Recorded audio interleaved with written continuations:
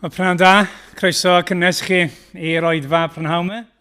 Mae'n hyfryd cael eich cwmni chi, croeso arbennig os chi'n weld am y tro cynta. Mae'n hyfryd cael eich cwmni chi, ni'n gweddio bydd Duw yn bendithio chi'n tymlo'n gartrefol yn ein plith ni. Emyr sy'n oedfa prynhawn yma. Mae Meirion yn maes teg, ni'n cofio amdano fe hefyd fyna prynhawn yma. Pwydwch brysio bant ar y diwedd, mae'n y baned yn y cefen fan hyn, felly cofiwch am hynny. Ac yna, yn ystod yr wythnos, mae y plant siwr yn gyffroes, mae'r ysgol yn ail gychwyn, ag athrawon wrth gwrs hefyd. Felly mae gweithgareddau, cwrdd gweddi nos Fawrth yma am gwarter i 8, paned y sgwrs bore di Mercher yn hi nia am hardi 10, bore coffi yma bore dydd Gwener. Ac yna, cofiwch, fel ni'n dweud bore yma, does dim brecwast dynion, mae ar y calendar, does dim brecwast dynion di Sadwrn nesaf, mae wedi cael ei ohirio tan y 7fed o Fehefin. A cyfle ar gyfer casau'r mis sef at waith Union, y coleg diwynyddol Hen y Bont. Rhywbeth nes i ddim sôn amdano bore yma, ond sydd yn bwysig, yw Sul nesaf yn y prynhawn. Mae yna ras 5 km o ganol y pentre yn yr Eglwys Newydd, ac felly bydd yna nifer o strydoedd ar gau. Ni'n credu bod nhw ar gau o tua 6 o'r gloch mlaen, ac felly fel arall y ddigwyddiad, os chi'n dod o ardal arall, mae'n well hyn ochr y comin o'r pentre, achos mae'r hewlydd yna ar agor neu'n agor yn gynt na'r lleill. Felly bod chi ddim yn cael eich dal mewn yn y pentre tan bod y cyfan wedi dod i ben. Felly cofiwch am hynny prynhawn di Sul nesaf. Sul nesaf, os dyw e'n mynd, bydd Gwydion yn arwen yn y bore, a gan bod i Sul cynta'r mis, bydd hi'n oedfa gymyn, ac yna bydd Meirion yn arwen i am 5 y prynhawn. Wel, dyna'r coeddiadau.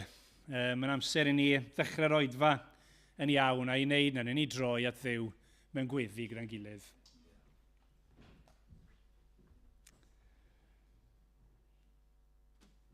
O arglwydd Dduw, ni'n diolch yn fawr i ti bod gwahoddiad bod ata ti addoli di. Ni'n clywed bore yma bod pob awdurdod yn y nefoedd ac yr y ddeiar yn eiddo i ti. Ac eto, ni'n diolch i ti bod rhai fel ni yn gallu dod o'th flaen di. A agor ein calonnau fel hyn o'th flaen di mewn gweddi. O Dduw, ni'n ymwybodol bob un ohono ni bod ein gweddiau ni yn rai gwan.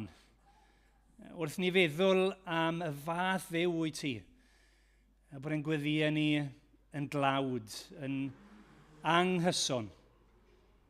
Ond arglwydd Dduw, ni yn diolch i ti bod ni ddim yn dod yn gweddi nerth yn hunain, ond yn nerth yr arglwydd Iesu Grist. Ni'n dod yn ei enw fe, a'r cyfan mae e wedi wneud, a pwy yw e.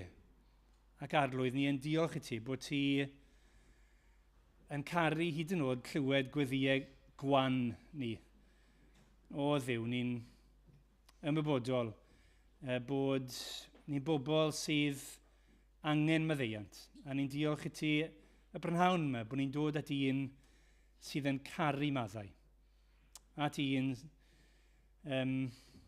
sydd yn trigarhau wrth dy blant ti. Ac felly ni'n dod yn y gwirionedd hynny, ac yn nerth, ac yn enw yr arglwydd Iesu Grist, yn gweddio byddai'r oedfa hon. A ni'n gweddio am Meirion yn maes teg, a tyble am y dair di'n cael ei brigethu yn ffyddlon heno. O, ni'n gweddio byddai awdurdod ar y gair hwnnw, a byddai'r gogoniant i gyd yn cael ei rhoi i'r arglwydd Iesu Grist. Amen. Diolch Rodri. Mae'n trefn ein oedfa ni heno, mynd i fod chydig yn wahanol i'r arfer i adlywyrchu ein testyn ni, a'n thema ni. Nawr, os chi yn ymuno ni am y tro cyntaf, croeso, mae'n hyfryd i gael chi yma, ond just gair o esboniad mewn ffordd o beth i ni'n gwneud. Ar Nos Sul, spel fach, i ni di bod yn meddwl am y frwydr ysbrydol, spiritual warfare. Mae'r Beibl yn dweud wrthyn ni bod na frwydr neu ryfel ysbrydol yn mynd ymlaen yn y byd yma rhwng Duw a'i ddilynwyr a Satan, y diafol, a'i ddilynwyr A ni gyd yn rhan o'r frwydr yma, dim dewis dyn ni. Ni'n cael ein geni yn naturiol ar ochr y tywyllwch. Yn brwydro'n erbyn Duw, mewn gwrthryfel yn erbyn Duw. Ond trwy ei ras, mae wedi trefnu ffordd i'n hachub ni. Trwy bywyd a marwolaeth ac atgyfodiad yr arglwydd Iesu Grist, ein capten ni, i ni nawr yn gallu dianc o afael y tywyllwch a dod yn rhan o fyddin Duw. A felly ni wedi bod yn meddwl am y fyddin yma, pwy sydd yn brwydro, ni wedi bod yn meddwl am ein gelynion gwahanol ni yn y frwydr. A'n fwy diweddar, ni wedi bod yn meddwl am ein harfogaeth, yr armor, sydd yn cael ei ddarparu i ni. A felly ni'n mynd i droi eto heno am y tro ola mewn ffordd at Effesiaid pennod 6.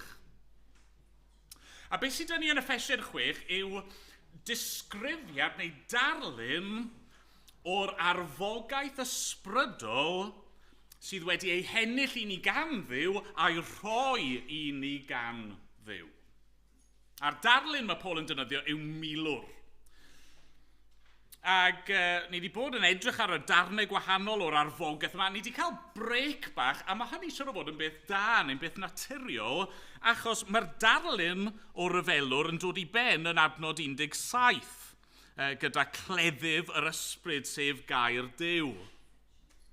Ond heno, ymgryfhewch yn yr arglwydd ac yn nerth ei allu ef. Gwisgwch amdano'ch holl arfogaeth Duw, mwyn i chwi fedru sefyll yn gadarn yn erbyn cynllwynion y diafol. Nid a meidrolion yr ydym yn yr afael, ond a thywysogaethau ac awdurdodau, a llywodraethwyr tywyllwch y byd hwn, a phwerau ysbrydol drygionus yn y nefolion leoedd. Gan hynny, ymarfogwch a holl arfogaeth Duw, mwyn i chwi fedru gwrthsefyll yn y dydd drwg, ac wedi cyflawni pob peth, sefyll yn gadarn. Safwch ynteu, a gwirionedd yn wregus am eich canol, a chyfiawnder yn arfwisg ar eich dwyfron, a pharodrwydd i gyhoeddi efengyl tangnefedd yn esgidiau am eich traed. Heblaw hyn oll, ymarfogwch a tharian ffydd, a hon byddwch yn gallu diffodd holl seithau tanllyd yr un drwg. Derbyniwch helm iachawdwriaeth, a chleddyf yr ysbryd sef gair Duw. Ymrowch i weddi ac ymbil, gan weddio bob amser yn yr ysbryd.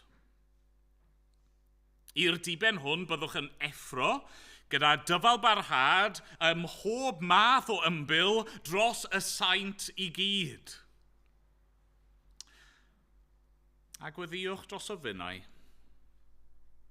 y bydd i Dduw roi i mi ymadrodd, ac agor fy ngenau i hysbysu yn eon ddirgelwch yr efengyl. Trosti hir wyf yn llys genad mewn cadwynau. Gweddiwch ar i mi lefaru yn hi amdani, fel y dylwn lefaru. Nawr, dydw i ddim yn hanesydd, ond os ydych chi diddordeb mewn hanes, ac yn arbennig mewn hanes ryfel a brwydro, mae'n siŵr byddwch chi wedi clywed, a falle bydd Llawer ohoni wedi clywed am y brwydrau canlynol. Maen nhw yn enwog. Chi wedi clywed am the Battle of Midway yn yr Ail Ryfel Byd? Operation Market Garden yn yr Ail Ryfel Byd? Fi'n siŵr bod chi wedi clywed am the Charge of the Light Brigade yn y Rhyfel Crimea. Neu beth am Little Big Horn yn y Rhyfel Catran America. Chi'n siŵr bod wedi clywed am un neu ddau os nad nhw i gyd. Beth sy'n cysylltu nhw? Chi'n gwybod unrhyw un gallu dyfalu? Ond i ddweud wrthoch chi, breakdown in communication. Colled, aruthrol, dinistyr, colli'r frwydr, pam achos diffyg cyfathrebu. Mae cyfathrebu mewn rhyfel, mewn brwydr, cyfathrebu clir rhwng y milwyr, rhwng y fyddin a'i capten, yr un sydd yn arwain, mae hynny mor hanfodol. Pasio negeseuon, dyma sydd ei angen, dyma lle chi fod i fynd. Wel, dyna yw gweddi. Ond dyfa, yn y frwydr ysbrydol, dyma yw rôl gweddi. Mae'r neges yma, yr negeseuon yma, rhwng y fyddin a'i capten. Mae'n rhan o'n arfogaeth, achos dyma shwt ni'n derbyn yr arfogaeth. Ni'n gofyn am y tarian a'r gregus a'r helmet a phopeth arall. Felly, be fi eisiau gwneud heno yw tynnu allan 4 peth mae Paul yn dweud fan hyn. 4 peth sydd fod yn wir am ein gweddion ni fel Cristnogion. Maen nhw gyd yn dechrau bo okay, mae yna gyflethrennu, a fi ddim di trio gwneud hynny, mae'r 4 yna yn y testyn, gewch chi edrych amdano nhw mewn moment. Ond fi'n meddwl bod y 4 yma'n crynhoi y pwyslais sydd gan Paul fan hyn. Ond cyn i ni feddwl ymhellach, gadewch i ni ganu efo'n gilydd. Ni'n mynd i ganu rhif 26 yn yr atodiad. Gweil dy eglwys frenin nefoedd, teml ddeiarol Duw. Canwy llygad i ti y dyw seion wyw am y pennill 4 yn dweud hyn. Dyro ysbryd gras a gweddi, syched am dy air, ac awdurdod wrth gyhoeddi baban mair. Nawn ni sefyll i ganu yn gilydd.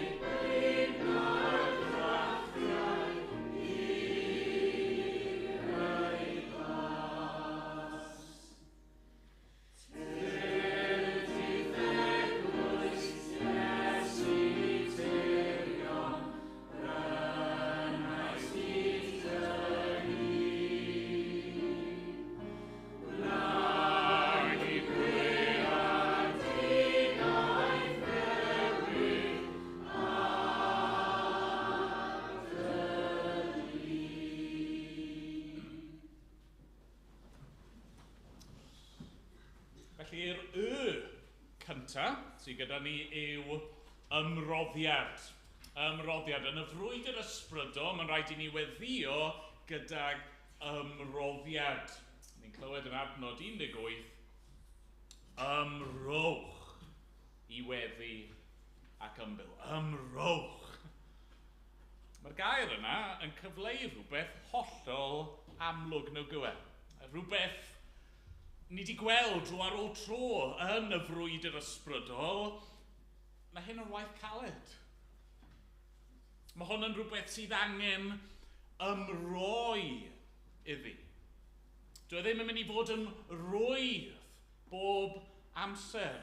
Mae gweddi yn fraint, a mewn un ystyr, mae yna adegau lle mae gweddi yn gallu dod yn rhwydd achos mae'r un mor naturiol a siarad gyda'n tad nefol ni, ond ar yr un pryd mae gweddi fel mae pob Cristion yn gwybod yn gallu bod yn anodd. Mae'n ymadrodd yn does, fi'n siŵr bod chi wedi clywed rhywun yn dweud hyn, bod ni ddim yn gweddio am y gwaith, gweddio yw y gwaith. Mae'n gallu bod yn galed. Mae'r ffaith fod Paul yn dechrau yr adran bach newydd yma trwy ddweud ymrowch yn dangos hynny, bod angen cael ein annog i wneud hyn ar adegau. Chymod, amser cinio heddi, gaethon ni wahoddiad hyfryd draw i gael cinio gyda ffrindiau, ac ar ôl y pryd bwyd, roedd yna pwdinau, sawl pwdin ar gael. Ac wahoddiad i fynd ac i gymryd pa bynnag un neu pa bynnag rai o'n i eisiau. Ac chymod be, oedd dim angen amogaeth. Oedd dim angen, come on, ymrowch i'r pwdins. Ymrowch i fwyta yr myrang yna. Pam? Wel, i'r mwyafrif ohono ni o le, mae bita pwdins yn dod yn rwydd. Mae'r frwyd yr ysbrydol yn galed. Ac os yw gweddi yn rhan hanfodol o'r frwydr yma, dylsyn ni ddisgwyl bod yr un drwg yn mynd i ymosod ar unrhyw ymdrech i weddio. Falle bod chi wedi clywed y termau yn cael eu defnyddio weithiau wrth sôn am ryfel a brwydro. Weithiau maen nhw'n defnyddio rhywbeth o'r enw signal jamming. Chymod, i trial rwystro yr radios neu beth bynnag i gyfathrebu. Maen nhw'n trial creu rhyw interference mwyn stopio cyfathrebu rhwng rhannau gwahanol o'r fyddin. Mae'r gelyn yn mynd i trial torri yr lines of communication. A mae hynny'n wir mewn ryfel deiarol. Mae'n wir yn y frwydr ysbrydol hefyd. Tybed, os ych chi yn Cristion heno, faint ohonyn ni sydd wedi cael y profiad yma chi'n penderfynu, reit, dy fi amser nawr, fi'n mynd i eistedd lawr, fi'n mynd i weddio, fi'n mynd i geisio Duw, ac yn sydyn iawn, mae pob peth dan hael yn glanio ar yr un pryd. Mae'r ffôn yn dechrau canu, neu mae rhywun yn cnocio ar y drws, neu chi'n meddwl yn sydyn am rhywbeth o'ch chi fod wedi wneud wythnos yn ôl, a chi'n poeni, os fi ddim yn gwneud e nawr yn syth, falle na i anghofio eto, a wedyn fi'n mynd i rili fod yn trafferthion, neu jyst yn sydyn, chi angen y toilet, neu beth bynnag yw, mae jyst rhywbeth yn trial rwystro chi, rhag parhau i weddio. A felly mae Paul yn dweud ymrowch. Gweddiwch gyda ymroddiad. Mae eisiau ni geisio bod yn ddisgybledig fan hyn. Mae eisiau i ni osod amser fan hyn. Mae eisiau ni gael rhestrau i'n helpu ni i weddio. Mae angen i ni wneud beth bynnag i ni'n gallu i helpu'n hun fan hyn. Sicrhau cyfnodau o dywelwch. Roi'r ffôn ar silent neu beth bynnag. Beth bynnag mae'n ei gymryd. Mwyn cael yr amser yna i geisio Duw mewn gweddi. Nawn ni weddio am hynny'n benodol nawr. Nawn ni droi at Dduw mewn gweddi. Arglwydd, i ni'n dod ato ti yn awr. Ac yn gyffesu arglwydd, falle bod ni ddim wedi ymroi i weddio fel y dylswn ni. Arglwydd, ni'n ymwybodol iawn fod gweddio yn gallu bod yn anodd, yn gallu bod yn frwydr. Mae'n siŵr bod llawer ohono ni yma'n teimlo mae dyma un o'n gwendidau mawr ni. Maddau ni felly arglwydd bod ni ddim wedi disgyblu'n hun fel y dylswn ni. Maddau ni bod ni'n rhoi lan mor rwydd yn aml iawn. Maddau ni bod ni'n ffindo amser i bob math o bethau a ddim yn ymroi i hyn. Arglwydd, mae gennym ni'r fraint mwy ar y feddwl yn bod ni'n cael galw yn hunan yn blant i ti. Yn cael gwybod fod ti yn clywed ac yn gwrando ac yn ateb ein gweddiau. A mynd bod ni'n dod ato ti yn enw ac yn heiddiant yr arglwydd Iesu Grist ei hun. O arglwydd, a wneud i helpu ni felly. Ie, helpa ni heno, gad i ni glywed dy lais di yn ein hanog ni trwy'r gair i ymroi. Arglwydd, helpa ni, fel unigolion a fel eglwys i ymroi i weddio. Am bod ni'n gofyn yn enw Crist. Amen. Amen. Ganon ni emyn arall. Rwyf 432 yn y llyfr yma.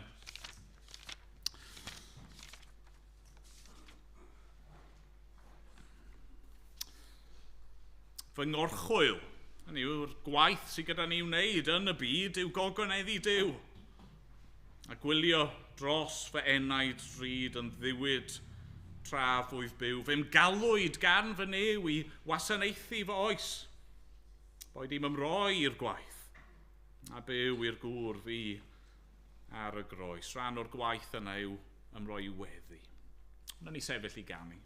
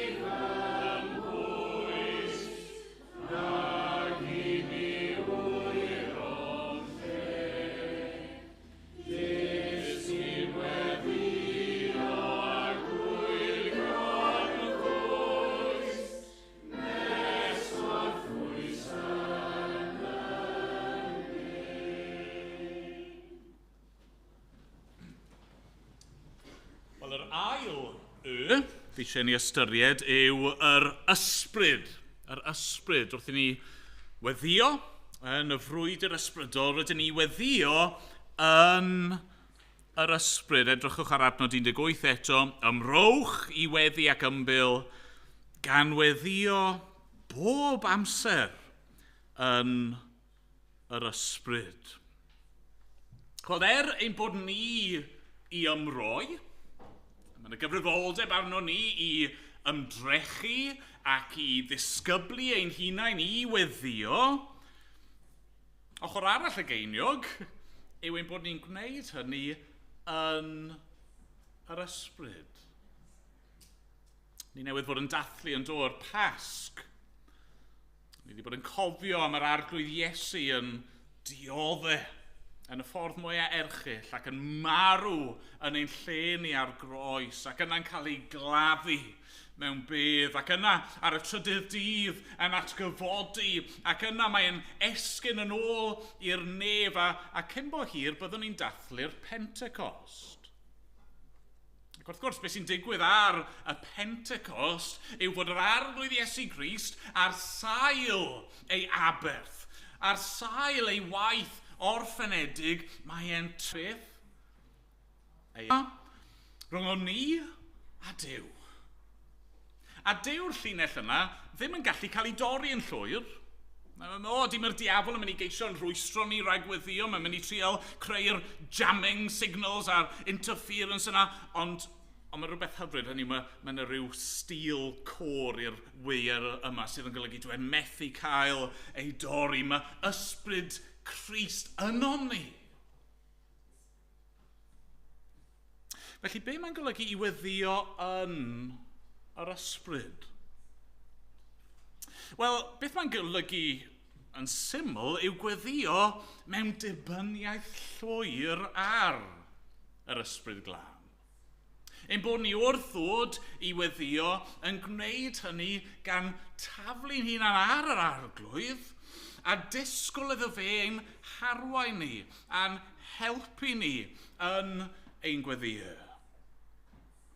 O'n i'n trio meddwl am darlun i gyfleu hyn, y gorau o'n i'n gallu meddwl amdano, gobeithio bod e'n rhywfaint o help, yw, chi wedi bod mewn lazy river rhywle o'r blaen, mewn pwll nofio weithiau, mae dyn nhw rhywbeth o'r enw'r lazy river, a chi'n mynd allan fel arfer o'r pwll, a mae'r dŵr yn mynd ar ryw lwybr, mae'n rhyw Caerdydd yn eich tywys chi rownd yr llwybr yma. Ac, chymod be, mae yna waith i fod mewn lazy river, okay? Chi'n gorfod wneud rhywfaint o padlo eich hunan, chi'n trial cadw'ch pen chi uwch ben y dŵr, ac eto ar yr un pryd, wrth chi fynd rownd, chi'n cael eich tywys, chi'n cael eich arwain, chi'n cael eich sgibo gan grym y dŵr. Ymrowch i weddi ac ymbyl, gan weddio bob amser yn yr ysbryd sydd yn gosod cyfeiriad ein gweddiau ni. Mae ysbryd Crist yno ni, a mae'r ysbryd yna, diolch i Dduw, yn puro ac yn perfeithio ein gweddiau ni gerbron Duw. Nawr, os i ni'n gweddio'n yr ysbryd, mae hynny'n golygu bod eisiau ni fod yn ofalus iawn i beidio tristau yr ysbryd. Os i'n eisiau bod ein gweddiau ni wastad yn nerth yr ysbryd glân, yna gallwn ni ddim a byw bywydau pechadurus, gallwn ni ddim just byw unrhyw ffordd i ni moyn, gallwn ni ddim esgeuluso pethau'r arglwydd, a disgwyl o, wel, na fe, na i just cael fy sgibo i ffwrdd gan yr ysbryd. Na. Na, mae eisiau ni fod yn ceisio'r arglwydd. Mae eisiau ni fod yn deheu, yn dymuno byw bywydau sanctaidd. Mae eisiau ni fod yn ymroi i ddilyn yr arglwydd. Cofio beth oedd y peth ola welon ni yn yr arfogaeth? Cleddyf yr ysbryd, sef gair Duw. Dwi ddim yn gyd ddigwyddiad ydy e. Ni newydd clywed am y cleddyf yma, gair Duw. Y gair mae Duw ei hun wedi ysbrydoli. Y gair mae'n siarad â ni drwyddo fe. Os chi eisiau gweddio yn yr ysbryd, ni'n gwneud hynny trwy astudio gair Duw. Gwrando ar llais Duw. Ymateb i'r llais hwnnw. Mae'r cyfathrebu yma chi'n gweld, mae'n hyfryd, mae'n two-way communication. Mae'n mynd y ddwy ffordd, yn dydy? Nid just siarad a parablu mlaen i Dduw, ond gwrando hefyd. Dyna mae'n golygu i weddio bob amser yn yr ysbryd. Bod ni yn ymdawelu gerbron Duw. Bod ni'n ceisio dirnad ei arweiniadau, bod ni'n chwilio am yr llais tawel yna. Bod ni'n ymateb i'r sbardun, yr prociad anusgwl yna, neu'r cerydd bach yna ni weithiau yn ei deimlo wrth darllen y gair ac wrth i ni weddio. Gweddio yn yr ysbryd yw disgwyl wrth yr arglwydd, dod ac gofyn iddo fe a taflu'n hunan o'i flaen ac yna disgwyl iddo fe i weithio a gwneud ei waith yno ni. A gyda chi ni weddio am hynny nawr. Arglwydd, i ni yn diolch i ti am yr ysbryd glân. Ni'n diolch i dy fod ti o Dduw, y drindod fendigedd, tad, mab ac ysbryd glân. Diolch dy fod ti wedi dod i drigo yn ein calonau ni trwy ffydd. Diolch fod yr arglwydd Iesu wedi ennill yr hawl i dywallt yr ysbryd glân ar yr eglwys. Diolch dy fod ti yn rhoi ysbryd i bob un sy'n credu. Arglwydd, cadwan i rhag tristau yr ysbryd. Cadwan i rhag unrhyw ddrygioni, balchder, cenfigen, hunanoldeb. Cadwan i rhag unrhyw bechod sydd yn mynd i'n pellhau ni oddi wrth y ti. Arglwydd, helpa ni i rodio yn yr ysbryd, helpa ni o ddydd i ddydd i weddio ac i wrando ac i ddisgwyl. Arglwydd, arwain ni. I ni ddim eisiau mynd yn ffordd ein hun. I ni ddim eisiau gweddio ein gweddiau ein hunan. I ni eisiau gweddio yn ôl dy ewyllus di. I ni eisiau gweddio y geiriau ti'n rhoi i ni a gweddio mewn ffordd sy'n dy blesio di. O arglwydd, helpa ni yn hyn. Helpa ni wneud y lle i dy waith di yn ein bywydau ni. Amen bod ni'n gofyn yn enw yr arglwydd Iesu Grist. Amen. Amen. Wel, cyn i ni fynd ddim pellach, nawr ni ganu eto. Rhif 60 yn yr atodiad. Ysbryd glân, a roddwyd i ni ar esgyniad Crist i'r nef. Cymer nawr o'i eiddo yntau a goleia ei wyneb ac ymlaen, o'n i sefyll i ganu.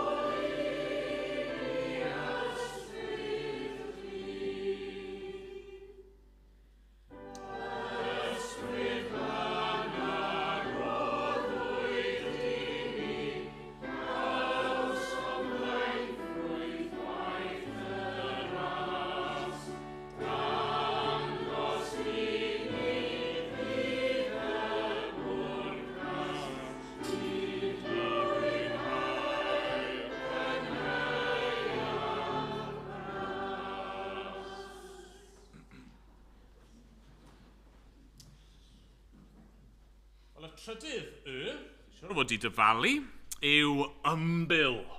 Ymbil. Rydyn ni weddio gan ymbil. Pan ni'n gweddio ar Dduw, ni fod i ymbil a pledio a gofyn iddo fe am yr hyn rydyn ni angen. Nawr, falle bod e werth i fi just wneud y pwynt, mae yna elfennau eraill i weddi, wrth gwrs bod e. Mae rai pobl yn hoffi defnyddio yr gair acts yn dydyn nhw yn Saesneg i helpu nhw feddwl am patrwm gweddio, adoration, confession, thanksgiving, supplication. Mae'n arfer da, chi'n mynd i weddio, chi'n dechrau gyda'r adoration trwy addoli Duw a chydnabod mor wych a mor hyfryd yw e. Ac yna confession, bod ni'n cyffesu iddo fe ein pechodau, bod ni yn dweud sori iddo fe am yr adegau ni wedi methu a gofyn am ei faddeuant a'i help e. Ac yna'r thanksgiving, mae hynny'n bwysig, bod ni'n rhoi diolch i Dduw. Mae e mor hael, mae e mor dda, mae gymaint o bethau mae wedi roi i ni, dylsyn ni fod yn cydnabod hynny ac yn diolch iddo fe amdano nhw. Ac wedyn, ar y diwedd, ar ôl hynny gyd, yr supplication, yr ymbil, y gofyn.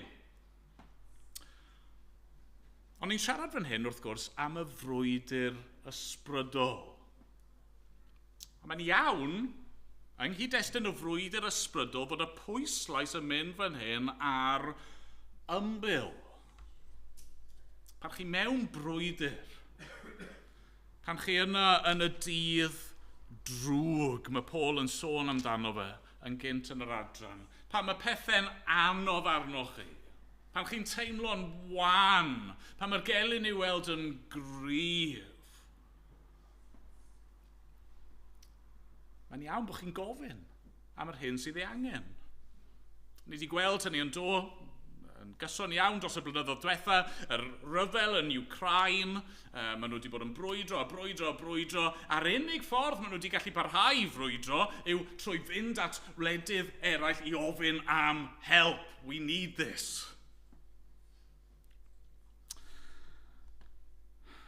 Am rowch chi weddi ac ymbil gan weddi o bob amser yn yr ysbryd, i'r diben hwn byddwch yn effro gyda dyfal barhad mhob math o ymbil dros y saint i gyd.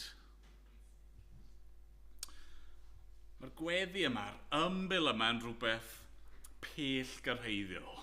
Mae'n rhywbeth enfawr. Dyfal barhad mhob math o ymbil dros y saint i gyd.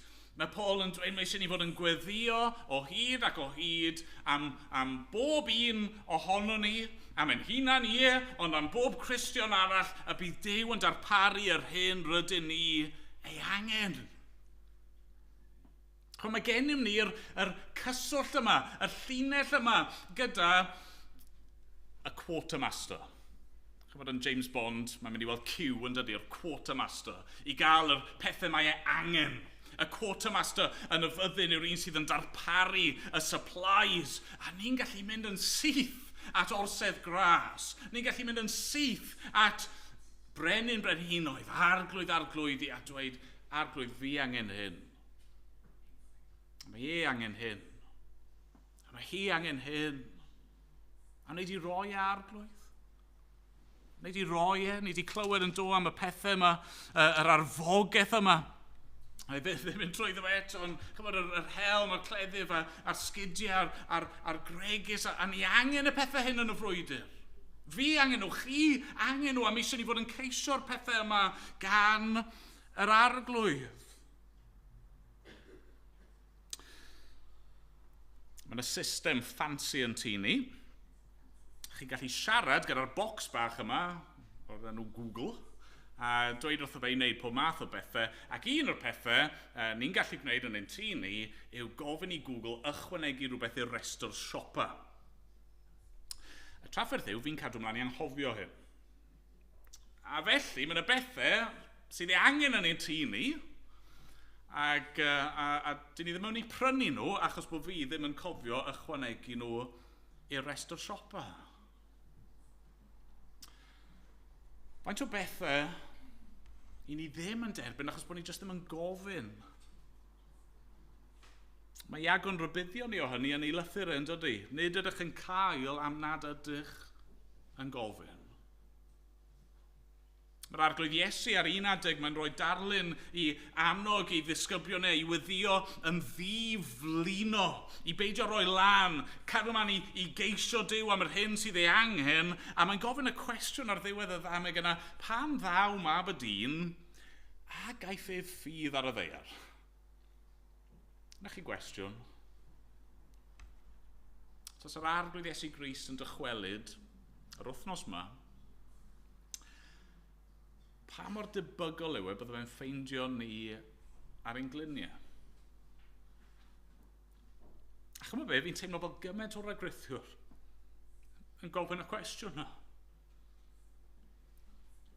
Pan ni'n meddwl beth mae Paul yn dweud fan hyn, yr anogaeth yna, byddwch yn effro, gyda dyfal barhad, ym mhob math o ymbil, dros y saint i gyd, hynny yw, peidiwch roi lan, daliwch ati, gnewch e o hyd, mae gymaint o angen.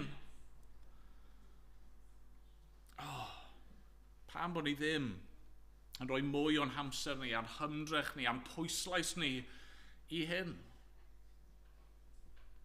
Mae Duw wedi roi'r peth gorau i ni ymherson yr arglwydd Iesu Grist ei hun. Os yw wedi rhoi hynny, ni'n gwybod bydd e ddim yn dal nôl unrhyw beth arall sydd ei angen. Mae wedi darparu'r arfogaeth yma i ni. Dylsyn ni fod yn hawlio fe un hunan ac un gilydd yn gyson trwy weddi. Gadewch ni weddio nawr am hynny. Arglwydd ni yn dod gan dy addoli di, gan cyffesu ein beie, gan ddiolch i ti am dy holl ddaioni. Ond Dad, ni'n dod hefyd yn bobl anghennus ac yn gofyn am fwy. Arglwydd i ni dy angen di. I ni angen mwy ohono ti, mwy o ysbryd di ar waith. I ni angen profiad dyfnach o yr efengil, o yr hyn mae'r arglwydd Iesu wedi ei gyflawni a'i roi ni. Ni angen mwy o profiad dyfnach o'r arfogaeth ysbrydol yma. Mwy o'r gwirionedd, mwy o dy gyfiawnder di. Mwy o barodrwydd i rannu'r efengil, mwy o'r arfogaeth i gyd arglwydd i ni angen hyn. Trwy garhawrth o'n ni arglwydd, helpa ni yn syrthio ar ein bai fan hyn. Ni'n diolch i ti am dy ymynedd gyda ni. A ni'n diolch i ti am dy faddeuant di. Dad, ni'n gwybod, os ni'n onest, pe bai'r arglwydd Iesu Grist yn dychwelyd yr wythnos hon. Mae'n annhebygol iawn bydde fe yn ein ffeindio ni yn effro ac yn dyfal barhau ym mhob math o ymbil dros y saint i gyd. Dad, maddau ni helpa ni, arglwydd. A wneud i gwneud ni'n fwy ymwybodol o'n hangen a gwneud ni'n fwy ymwybodol o'r hyn rwy ti eisiau ei roi. A dim ond ti all ei roi ond arglwydd y ffordd ti wedi trefnu i roi'r pethau hyn yw ein gweddio ni, arglwydd, helpa ni felly. Am bod ni'n gofyn yn enw yr arglwydd Iesu. Amen. Amen. Wel, chi'n gwybod y patrwm erbyn hyn, ni'n mynd i ganu. Canu rhif 35 yng ngrymal 2. Mawr, 36 yng ngrymal 2. Mawr dy ffyddlondeb, fy new yn dy nefoedd, triwd a ddewyd bob amser i mi. Cadarn dy air, dy drigaredd, ni fetha. Ddoi heddiw'r un a thragwyddol o'i ti. Mawr, dy ffyddlondeb di, na ni sefyll i ganu.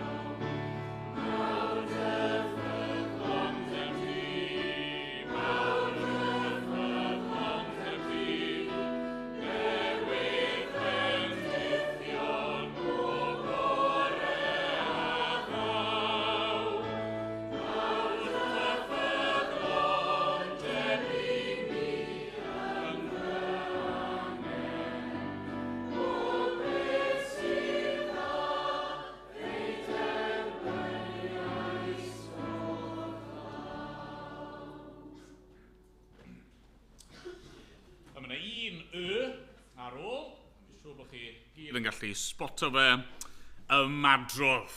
Yn y frwydr ysbrydol, rhaid i ni weddio am ymadrodd. Okay? Mae Paul yn annog i ddarllenwyr ni newydd weld i ymbil i'r arglwydd, i weddio am bethau i'r eglwys. A mae Paul felly'n ddigon naturiol yn gofyn am weddi drosto fe ei hun. Okay? Mae yn un o'r saint i gyd. Just achos bod e'n apostol, dyma ni ddim yn golygu bod e ddim angen gweddi, mae angen help hefyd. A felly am beth mae'n gofyn, wel adnod 19, gweddiwch dros ofynnau y bydd i Dduw roi i mi ymadrodd ac i hysbysu ni o'n dirgelwch yr Efengyl. Trost i hi rwyf yn llusgennad mewn cadwynau. I gweddiwch ar i mi lefaru'n hi amdani fel y dylwn lefaru. Beth mae Paul eisiau? Wel, mae eisiau ymadrodd, mae eisiau dewrder a rhyddid a chyfleuon i rannu'r Efengyl, bod e'n y carchar. Mae dal eisiau cyfleuon i ddweud wrth eraill am yr arglwydd Iesu Grist. Nawr, bydd y rai yn dweud, wel, dal mlaen, mae Paul fan hyn yn gofyn am weddi penodol ar gyfer sefyllfa penodol. Hynny yw, ei alwad a'i ddawn oedd pregethu. Oedd ganddo fe'r gwaith unigryw yma o fod yn apostol i'r cenhedloedd, a felly naturiol mae'n gofyn am weddi i gyflawni'r gwaith yna. A mae hynny'n wir. A felly gallwn ni fan hyn gymhwyso yr ran yma i ddweud mae eisiau ni weddio dros bob Cristion a bydden nhw'n cael cymorth i gyflawni eu galwad nhw, i ddefnyddio eu doniau nhw. Os oes ganddyn nhw ddawn i drefnu rotas a bydden nhw'n gwneud hynny ar gogoniant i Dduw. Ac os oes dyn nhw ddawn i ddarparu paneidiau ar fore di Gwener, bod nhw'n gwneud hynny ar gogoniant i Dduw. Os oes dyn nhw ddawn i fod mas yn y stryd yn siarad gyda pobl am yr Efengyl a gwahodd nhw i ddod i oedfa, bod nhw'n gwneud hynny ac yn y blaen. Mae hynny beth iawn i wneud wrth gwrs am fawrion weithredoedd yr arglwydd. Ni'n gwneud hynny wrth i fi sefyll neu rhywun arall sefyll i bregethu. Ni'n gwneud hynny hefyd wrth i ni sgwrsio gyda'n ffrindiau a'n cymdogion ac eraill a rhannu'r Efengyl yn y ffyrdd yna ac eraill. Dyma yw ein blaenoriaeth ni. Eisiau fi fod yn ofalus fan hyn bod fi ddim yn dwy'n pregeth sydd i ddod yn y bore ni'n mynd trwy'r Efengyl yn ôl Marc. A tro nesaf byddwn ni'n edrych ar Marc efo'n gilydd, os Duw a'n mynd, ni'n gweld Iesu'n dweud fyna, mae reswm mae wedi dod mas. Yw be? Pregethu. Dyma pan fi wedi dod i lefaru.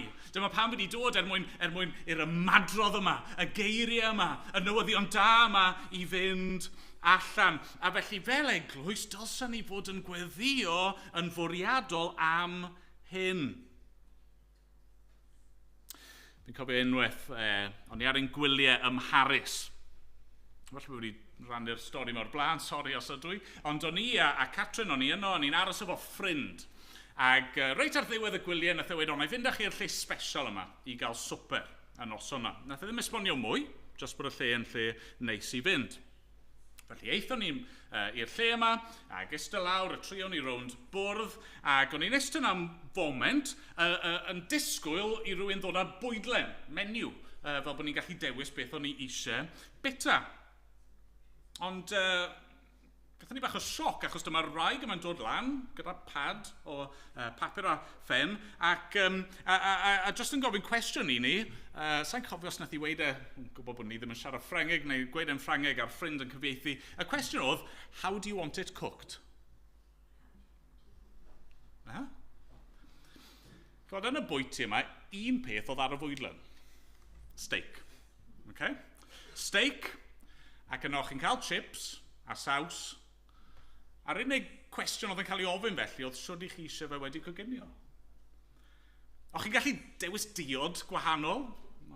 falle oedd rai pobl yn rhoi halen, rai pobl yn rhoi vinegar, ond yr un peth oedd yna yn y canol i bawb. Sori os ych chi'n lyseiwyr. Ein gwaith ni, ein cyfrifoldeb ni, ein brwydyr ni, fel eglwys, yw cyhoeddi efengyl Duw, i sefyll yn gadarn dros yr efengyl ac i rannu'r newyddion da yma gydag eraill. Dyma ni'n gwneud. Ni'n gwneud hynny mewn gwahanol ffyrdd, a mae yna rannau eraill i fywyd yr eglwys, oes. Mae yna chips, a mae yna saws, a mae yna ddiodydd, Mae yna bethau ni'n gwneud lle ni yn cael paned, a ni yn cael bwyd, a ni yn chwarae pêl-droed, a ni yn wneud pob math o bethau eraill, ond mae'r cwbl i fod i wasanaethu y seren y sioe, y main course, y steak, yr efengyl. Y newyddion da yma fod yr arglwydd Iesu wedi rhoi ei fywyd mwyn i ni gael fod yn iawn gyda Duw, a bod yn blant i Dduw, a cael perthynas gyda Duw, a cael gweddio ar Dduw. Ni eisiau yn dyn ni fod yr eglwys yn un amrywiol doniau, yn amrywiol cyfraniadau, yn llwyddo gwaith y deyrnas. A mae'n iawn, ni'n gallu gweddio pob math o bethau dros ein gilydd wrth i ni wneud hyn. Chod, helpa fe neu hi yn yr gwaith a'r cyfrifoldeb sydd ganddyn nhw, ond dylsyn ni fod yn ymroi i weddio am ymadrodd. Bod yr efengyl, yr geiriau, y neges yma yn mynd allan mewn grym ac yn llwyddo. Dyna pam, bob nos Fawrth, ni'n casglu fel eglwys i weddio. Ni'n gweddio am bob math o bethau. Mae'n bron yn ddieithriad. Ni'n gweddio am y Sul.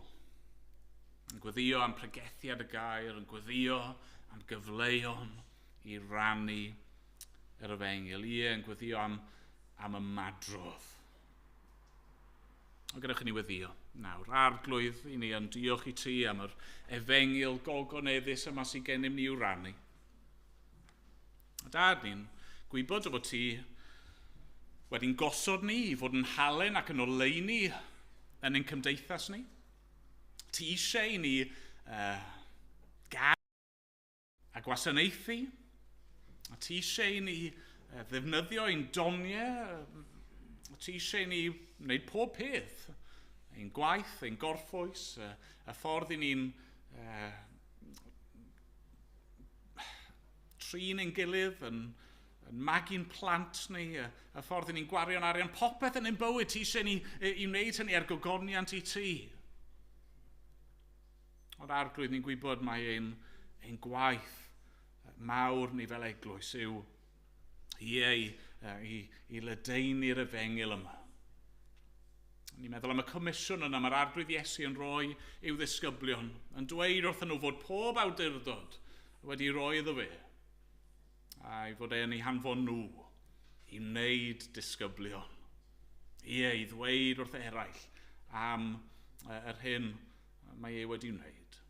Arglwydd helpa ni felly yn hyn, cadwa ni felly rhag unrhyw beth arall cymryd ein sylw ni yn anghywir o'r gwaith yma. Cadwa ni'n glir ac yn gadarn yn y gwirionedd, cadwa ni rhag unrhyw gau athrawiaeth neu syniadau anghywir. Cadwa ni rhag celwyddau'r byd. Arglwydd roi ni ymadrodd. Helpa ni, bob un, yn gyhoeddus fel hyn, neu arglwydd yn bersonol a phreifat. Helpa ni i ddweud wrth eraill am yr hyn rydyn ni wedi dderbyn trwy'r arglwydd Iesu Grist.